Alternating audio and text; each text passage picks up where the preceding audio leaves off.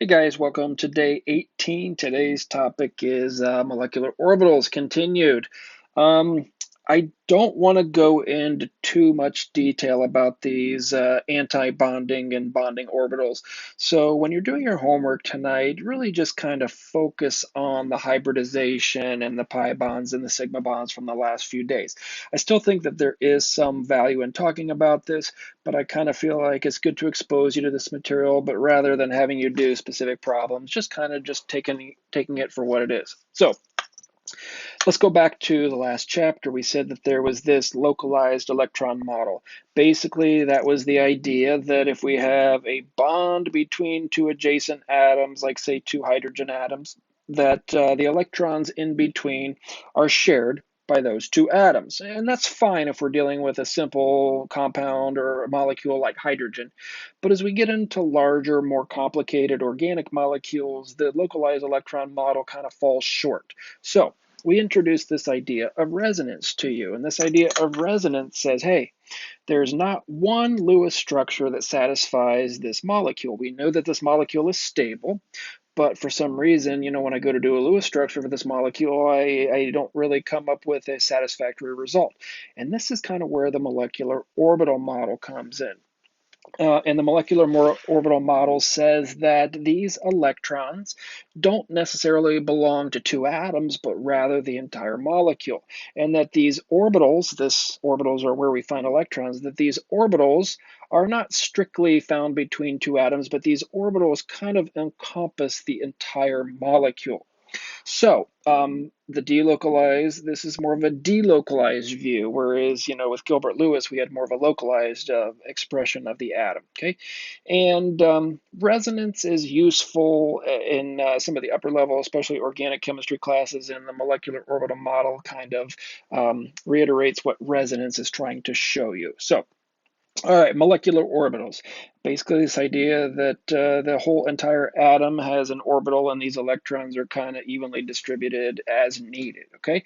So what I want to talk about just real briefly today is this idea of bonding and anti-bonding orbitals. And really what this does is it boils down to energy. And if you have two hydrogen atoms that are bonding, each of them has one electron and it's one s. And in order for those two hydrogen atoms to form a bond, the molecule has to be more stable than the individual atoms. And in the case of hydrogen, we know that H2 is more stable than just a H atom all by itself. So there are something called anti-bonding orbitals, and this would be a higher energy.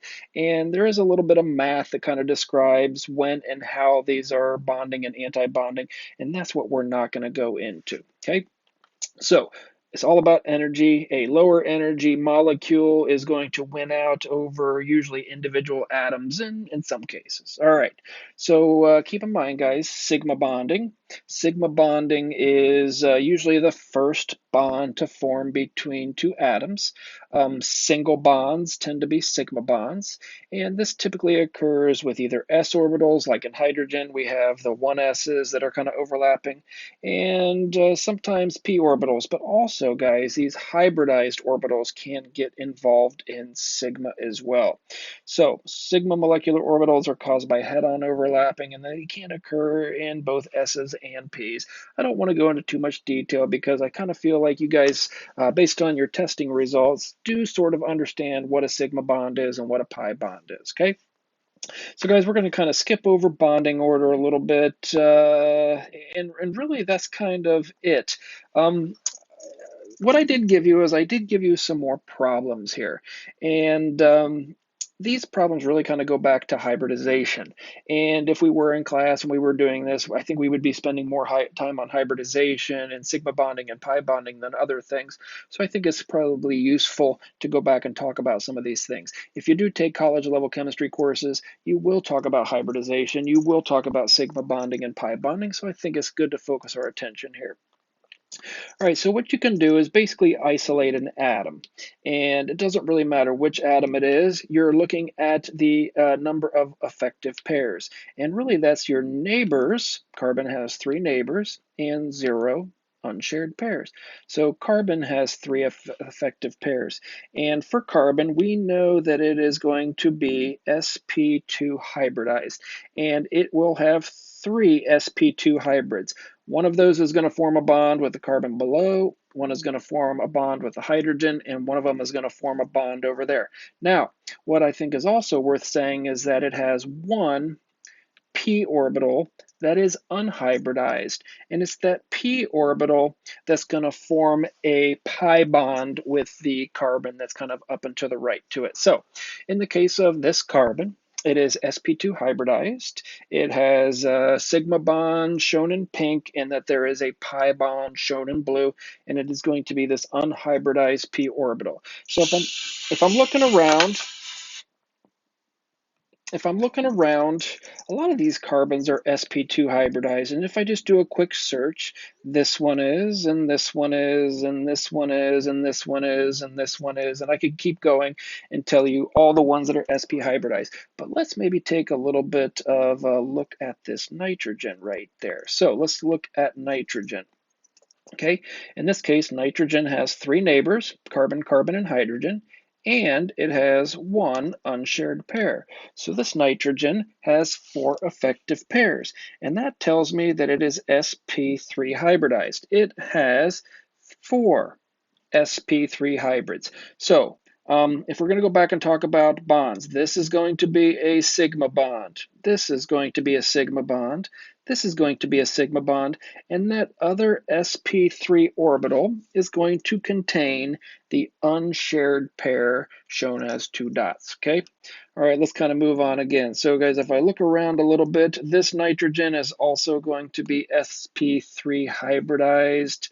And I'm looking at all the carbons, and I do believe in this case, all of the carbons, and I'll go ahead and write it for you, all of the carbons in this particular molecule, I believe, are sp2 hybridized. Now, one more thing we can look at. Let's take a look at oxygen real quick, okay? And I really think both of these oxygens are identical. So it doesn't really matter which one I pick, but let's look at this one. Okay, so how many neighbors does it have? It simply has one neighbor. How many unshared pairs does it have? It has two.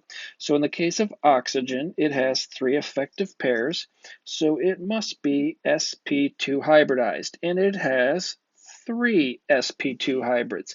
One of those forms a bond with carbon, that's a sigma bond, and then these other two hybrids are holding these lone pairs. Now, it does have an unhybridized p orbital, and that unhybridized p orbital is what is going to get involved with the pi bond with the adjacent carbon. So even if an atom is kind of on the outskirts of a molecule, we can still look at its hybridization. We can still look at neighbors plus unshared pairs. We can still kind of make some judgments about what kind of bonds are going on. Even if it's not at the center of a combination, we can still figure that out. So I think for this one, you were supposed to count sigma bonds and pi bonds. I think you can do that. All right, this one's a little bit different here, and the reason it is because, well, they're simplifying some things. First of all, they have not shown you these unshared pairs, and that certainly could be useful if you wanted to figure out how they're hybridized, but also they're maybe trying to confuse you by putting the H3 here. So what I'm going to do is I'm going to get rid of this H3, and I'm just going to say, hey, there's 1, 2, 3 hydrogens there. So sometimes we simplify by putting CH3, that's a meth group, and it looks like the same thing has been done over here. So we can get rid of that H3 and say, hey, there's 1, 2, 3 hydrogens sticking off that carbon. So that might be a way that they simplify. Same thing's kind of going on over here. It looks like they're not showing your unshared pairs on oxygen. This hydrogen would really be kind of placed out here, and of course this would be a carbon attached to other hydrogens. So sometimes things do get simplified. I think there is an example in your homework where they don't necessarily show you all of the things. So it's just something to kind of look at, something to think about. You know, always consider the octet rule. Sometimes things get simplified, whereas they don't show you all the unshared pairs. And one of the things that they do a lot of times is they forget to show you extra hydrogens, okay?